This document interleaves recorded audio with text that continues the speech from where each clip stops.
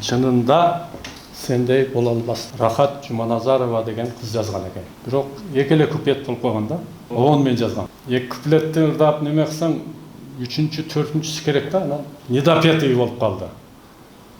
Анан мен жаздым бека, дагы эки куплет мен өзүм жаздым.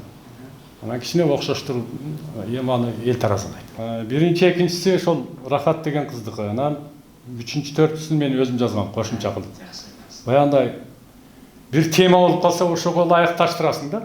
Бирөөнүн текстин үстүнө текст жазган вообще-то туура эмес. Ол өзүнө жаздырайын деп бул кызды таппадым мен.